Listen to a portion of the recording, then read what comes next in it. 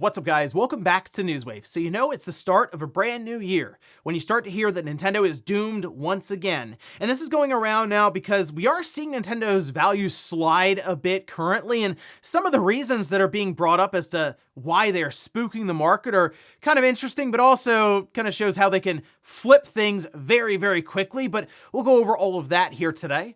Also, we are going to be talking about more studio closures with the gaming industry, and these ones are particularly frustrating. And we'll also be talking about a project that's been announced and kind of released now in the homebrew community that does make you go, like, what are we doing here? All of that and more. Guys, if you enjoy these videos, make sure you hit that like button. Helps out a ton. And if you're new here to the Spawn Wave channel, make sure you subscribe down below. And of course, members for the channel do get Newswave early. If you would like to learn more about that, click the join button or link in the description down below. And we're going to start today with a game announcement or a port to the Switch 2 that leaked out early on online retailers like Amazon, and then a few hours later was just outright confirmed. This we can see over on Squanch Games, their social media account, saying High on Life 2 comes to Nintendo Switch 2 physically and digitally on April 20th. High on Life 2 will be releasing next month on February 13th, PlayStation, Xbox, and then on PC, so about a 2-month release delay then for the Switch 2 release,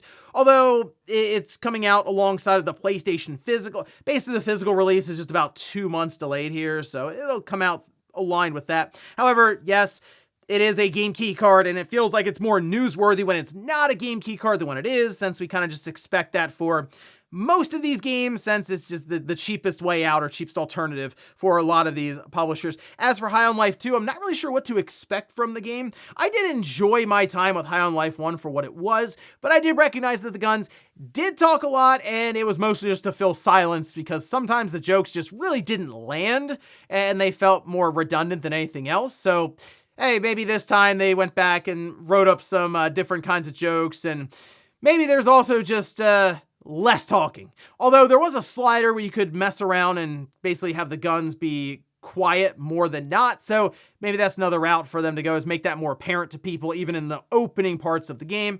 But hey, we'll see more about that one a month from now when it releases, Xbox, PlayStation, PC, and then a few months later, April 20th on the Switch 2. Also, we did get some updated figures for Arc Raiders, which is particularly interesting, I'm sure, for Marathon and Bungie to see how the extraction genre is going right now, and we can see this.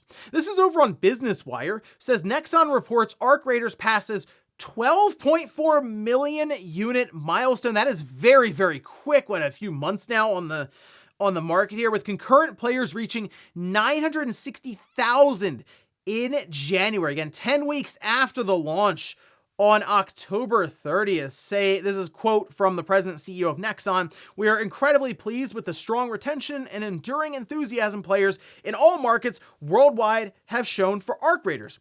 As pleased as we were with the October launch, reaching more than 12.4 million units and setting a record with 960,000 current users in January demonstrates the potential for Arc Raiders to become another pillar in Nexon's portfolio of blockbuster franchises." And it just goes to show you that the extraction shooter, while you kind of feel like it would be somewhat intimidating or even frustrating for the mainstream audience, it doesn't necessarily look like to be the case with something like Arc Raiders. So maybe Marathon approaches it in a similar way, where yes, it can be punishing when you die in the field with all of your gear, but then they have a pretty good workaround to where the gameplay loop does keep you, I'd say, flush with resources and able to get back on your feet, if you will, and back into the action with a decent enough loadout. We'll see if Marathon can pull off a similar addictive gameplay loop when it launches in a few months. Oh, and something to keep in mind here, keep an eye out for, if you will, with Assassin's Creed Black Flag Resync and Prince of Persia. This we can see. Now, this is over on social media from Zephyrus, who did notice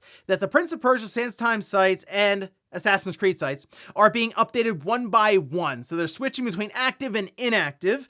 And it seems like maybe they're doing some work behind the scenes. And I think with Prince of Persia, there were thoughts and expectations that could just randomly release in January. Doesn't seem to be the case, at least at this time, since they would have to just about shadow drop it.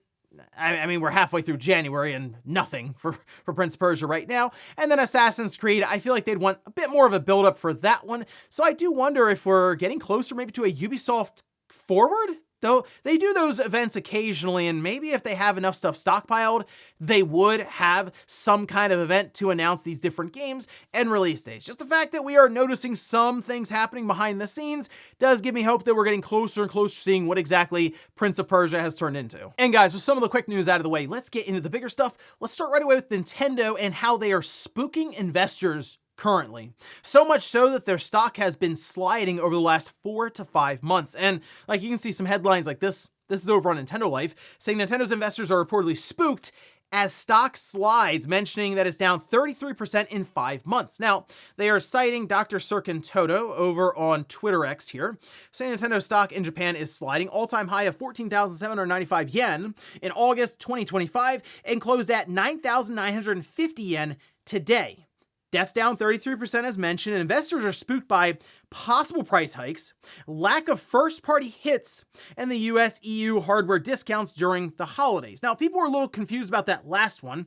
Well, if you look around, during the holidays, there were discounts for the Switch 2. I had mentioned it, I even threw it out there on YouTube Store. I'm like, hey, if you wanted to get one for a gift, like that was on the Christmas list, seems like a good opportunity here to pick it up for, was it $450 with Mario Kart World attached to it, that bundle? Not a bad deal, right? But if you're an investor and you're looking at it, you go, why is this cheaper? What's going on here? Are they having a hard time selling this? That is a conclusion you can come to when seeing that, all right? So while some would go, oh, it's the retailer is trying to pull in traffic, and that is a legitimate strategy that can be used by a hot Christmas or holiday item by discounting, again, people on your website or in stores.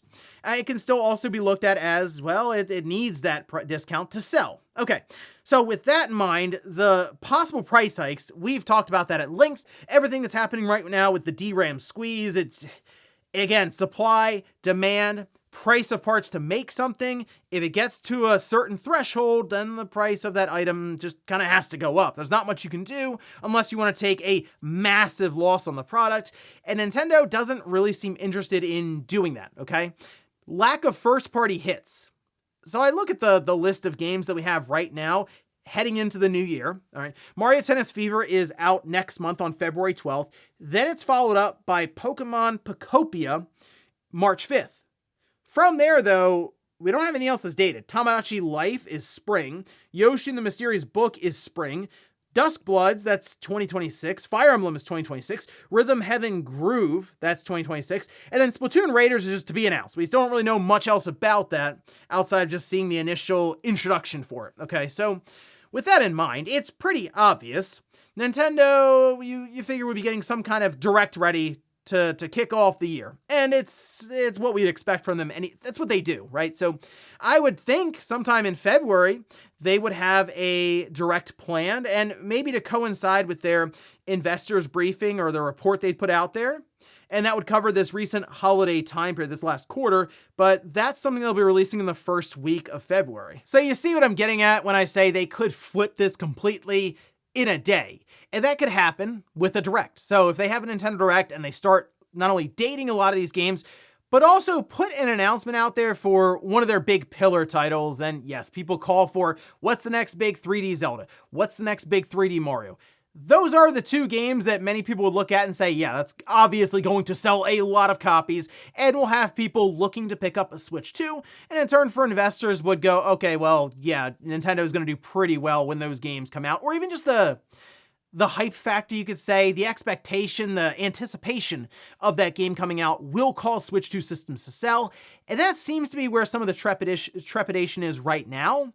They don't have the big Pokemon game that's been announced yet. I think it will be announced at the end of February for Pokemon Day, but right now the Pokemon game in front of them is Pocopia. See, with a lot of the investors out there, they are thinking ahead 6 months to a year and trying to plan things out. And I will admit, the schedule they have currently doesn't have anything that's a massive swing like a 3D Zelda or a new 10th gen Pokemon game or a 3D Mario. But that can change pretty quickly, and we'll see if Nintendo has that in store probably as we get into February with their first Direct of the year to kind of set the tone, I would say, for, I would like to think, the next 2 years for the Switch 2, but at times Nintendo does think 6 or 7 months ahead, and that's kind of it. So that's the biggest thing right now. What can they do with the first big Nintendo Direct of 2026? Guess we'll be keeping an eye out for any rumors or things that pop up. But for now, looking towards that what I would say is a very important financial report leading into this massive expectation of them having 19 million plus Switch 2 system selling in the first fiscal year that it's been released. So we'll see if they can pull that off, and we'll find out more in the first week of February when they release some numbers. Next up, let's talk about a game that is being recompiled and ported to PC. An absolute classic, I feel like, from the Nintendo 64. You remember Quest 64, don't you? Yeah, we can see this. This is over on Time Extension. Quest 64. It's being recompiled for PC right now. And there's video of a person playing it. I'm sorry, I just remember this game. It was one I rented for a weekend, and it's because the cover art looked great. At the time, the Nintendo 64 was still this new thing to me, so I was like, hey, all these games are awesome. It's in 3D, the visuals look crazy. And I feel like I spent a good part of that Saturday trying to convince myself that the game was good. It wasn't, though. But it has kind of ascended to this almost this meme status online. So now with this recompilation that is currently happening using Mr. Wise Guy N64 recomp tool, it's reached version 0.1, but it's already running at 60 FPS. And I mean, I don't have to tell you, during that generation, most of the games didn't run anywhere near, I mean, most of them struggled to run at 20 FPS. Let's be honest here. But it's also rendering in a higher resolution, and I guess people could speed run the game easier. Maybe there'll be a whole meta where it's like, can you speed run Quest 64 that's been recompiled in X amount of time? It's kind of a fun thing to have in the homebrew community that this is even possible, and if somebody really wants to make it happen, they can, because the tools exist for it. And who knows, maybe Quest 64 is done in 4K at 144 frames with better controls, and it's an incredible game. Probably not, because it's Quest 64, but hey, if you want to try it out and you never have, and emulation on N64 is still kind of sketchy at times, this might be a project to follow along with. Next up, let's talk about more studio closures that have hit the games industry, and unfortunately, this has become kind of a trend over the last few years now, that and layoffs. We're becoming almost, I guess, just used to seeing the headlines of thousands of jobs being cut. And that is very unfortunate. And now it seems like it's Meta who's in the headlines here. We can see this though. Now this is over on Gamatsu saying, Bloomberg reports that Meta plans to cut more than 1,000 jobs from its Reality Lab business, including several game studios. So let's go down the list. There's 3 studios in particular. We'll start with Armature Studio. They were acquired by Meta in 2022.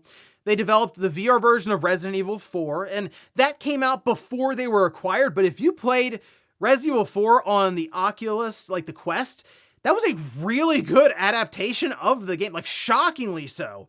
Here's the thing, after they were acquired, they didn't release another game. So, I mean, if you look at it that way, it had been, 4+ years since that RE4 release. So I don't know what they were doing. Maybe they were running support on other projects. Maybe they were trying to make a game and it got canceled. But if you're not producing, yeah, you're probably going to get shut down by a company like Meta. Anyway, moving on, we have Senzaru Games. This one seemed to hit pretty hard because they were acquired by Meta in 2020. They did Asgard's Wrath 1 and 2.